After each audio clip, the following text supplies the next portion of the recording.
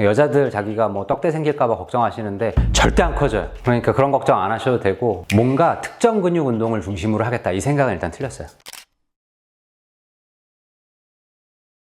안녕하세요, 김학영입니다. 안녕하세요, 반갑습니다, 선생님. 제 주변에서 보면은 다른 여자애들인데 팔뚝살이 너무 많다, 팔뚝살이 안 빠진다 이러면서 스트레스를 받는 게 되게 많거든요. 오늘 그래서 그 팔뚝살에 대해서 좀 얘기를 해보면 좋을 것 같아요. 네, 일단 사람 체형이 유전적으로 특정 부위에 지방이 조금 더 쌓이고 덜 쌓이고가 있어요. 그래서 뭐 예를 들어 하체 비만, 상체 비만 뭐 이런 얘기들 하잖아요. 근데 내가 다이어트를 열심히 해서 지금 사실 체지방률도 얼마 안 되고 몸무게도 좀 이상적이다. 그런데 팔뚝은 도저히 이게 내가 해결이 안 된다, 그렇게 얘기되는 경우들이 있죠. 제 클라이언트들 중에도 있고. 그런데 그 두 가지예요. 하나는 실제로 팔뚝의 지방 그 형태가 조금 이제 다른 부위에 비해서 유난히 조금 더 있으신 경우. 두 번째는 타겟 모양 자체가 너무 가는 팔을 원하는 거예요. 기준치 자체가 합리적이지 못한 것을 추구하시는 경우들이 있어요. 근데 그거는 이제 배제하고, 합리적으로 이게 조금 상대적으로 이제 체형이 마음에 안 드는 상황, 객관적으로 봐도 팔뚝만 좀 유난히 좀 그렇다. 근데 그럴 때 이제 그것도 이제 두 가지 정도로 생각해 볼 수 있어요. 실제로 이제 지방이 약간 체지방을 좀 줄였는데도 팔뚝에 유난히 좀 많다. 그거는 지방량을 흡입을 하면 좋아져요. 왜냐면 지방을 흡입해내거나 뭐 에너지 디바이스를 쓰는 경우도 있어요.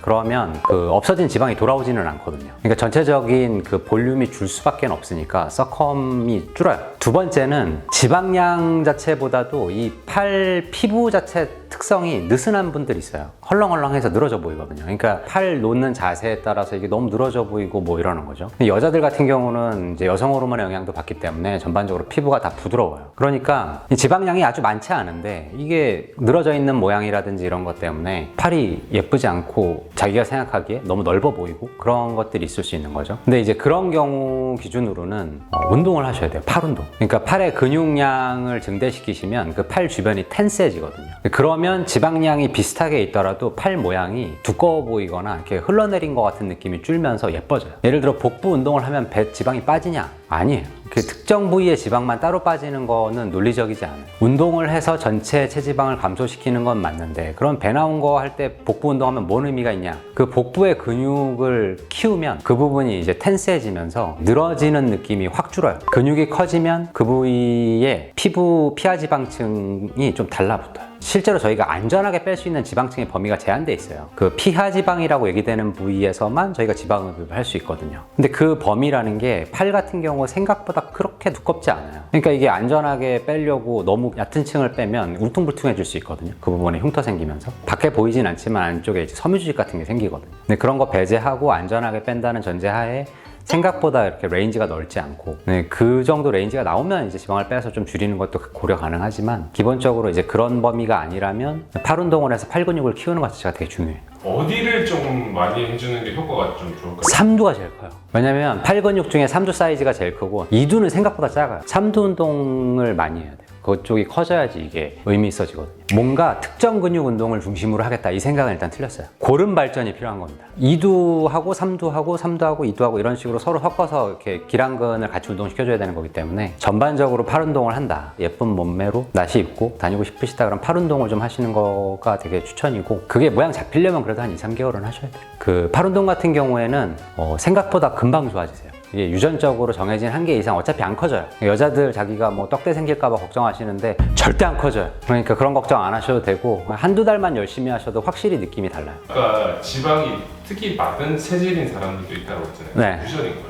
아, 그렇죠. 유전적인 팩터가 크죠. 근데 이제 사람들이 유전 이렇게 얘기할 때 그거에 대한 이해가 조금 잘못되어 있는 부분이 있어요. 그 유전, 이게 저희가 표현하는 건 genetics라고 얘기하는데 본인 몸의 설계도예요. 그 설계도는 아버지, 어머니한테 일단 물려받아요. 반반씩. 그런데 이게 합쳐질 때 랜덤 뮤테이션들이 있어요. 이지도와 이지도를 반반 섞을 때 뭐가 섞일지는 그때그때 달라요. 동시에 섞인 거 합계값 50, 50해서 100이냐? 아니고요. 그 안에서 다른 것들이 튀어나와요. 그래서 다양성이 확보되는 거거든요. 이 내가 가진 특정 특질 중에 아버지도 없고 어머니도 없고 이게 있는 거예요.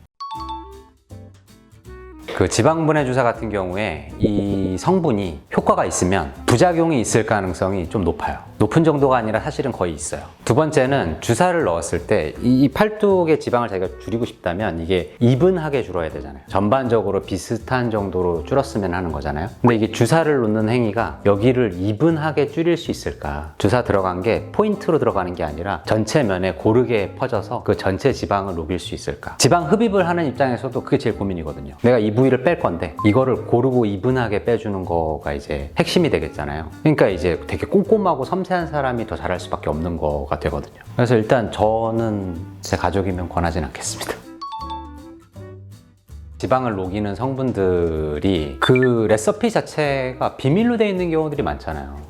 사실 자세한 성분에 대한 것들은 되게 많이 알려져 있지도 않죠. 마치 내가 특허받은 것처럼 나만의 그 특수한 기술인 것처럼 얘기하잖아요. 근데 현대의학은 에비던스 베이스드 메디슨이거든요. 증거가 없으면 의학이 아닌 거예요. 그러니까 정확하게 얘기할 수 없는 물질이 효과가 있는지 없는지 대규모 스터디로 증빙이 안 된 거예요. 그런 약제들은 사실은 다른 용도로 개발된 약제를 오프라벨 유즈라 그래서 이거랑 상관없는 용도로 일단은 전용해서 쓰는 거거든요. 그럼 당연히 그런 약제들은 문제의 소지가 있죠. 예를 들어 흉터에 저희가 스테로이드를 써요. 흉터가 하이퍼트로피라 해서 커지는 경우가 있는데 거기에 스테로이드를 주사를 놓으면 그 흉터가 줄거든요. 근데 그거는 이제 정상적으로 이미 증빙된 치료법이에요. 근데 그게 예를 들어 흉터 범위가 넓어서 주사량을 우리가 거의 한 뭐 1cc 정도만 썼다. 1cc 해봐야 얼마 안 되잖아요. 우유 한 팩이 200cc인데. 근데 그 1cc 들어가는데 생리불순이 올 수도 있거든요. 그러니까 그런 문제들과 효과에 대한 검증 문제, 이게 진짜 효과 있는 거 맞는가? 근데 그런 대규모 임상 실험은 없거든요.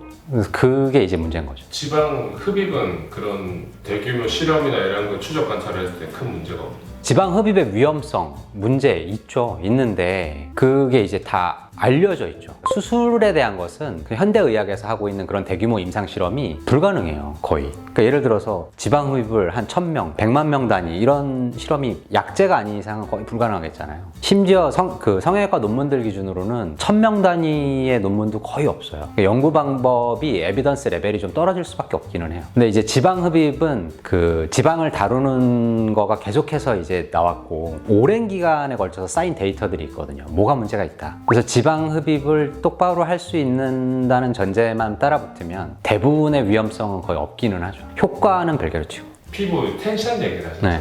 이거는 수술적으로 확 뭐 한 큐에 바디 리프팅 수술들이 있어요. 예를 들어 체중이 150kg였어. 근데 내가 이걸 50, 60까지 떨궜어. 그럼 이미 지방이 그때까지 쪘을 동안 피부는 이미 늘어났잖아요. 그 늘어난 피부가 체중을 확 줄인다고 해서 그게 갑자기 그렇게까지 수축할 수가 없겠거든요. 특정 한계치를 넘어가면 그 탄성 한계가 확 사라지면서 퍼져버려요. 근데 그거를 잘라내는 수술들이 있어요. 문제는 이제 그 수술이 아주 말끔하고 나이스하냐의 문제예요. 흉터가 남아요. 백인들 기준으로는 흉터가 훨씬 덜 생기거든요. 그냥도 덜 생기고 나중에 그 절개한 자리 색깔이 흰색으로 남는데 원래 피부도 흰색이어서 티가 안 나요. 근데 아시아 사람 같은 경우는 흉터도 훨씬 잘 생겨요. 피부 컬러가 진해질수록 흉터가 더 잘 생긴다고 보시면 돼요. 그 다음에 최종적으로 남는 흉터 색깔이 다 흰색으로 남거든요. 왜냐면 거기에 색소세포가 안 생기기 때문에. 그러면 이제 피부 주변 색깔은 진한데 그 닫힌 자리만 약간 하얀 선으로 남는 거예요. 그걸 얼마나 잘 처리했느냐에 따라서 그 흰 선의 넓이가 좁으냐 넓으냐의 문제만 있는 거죠.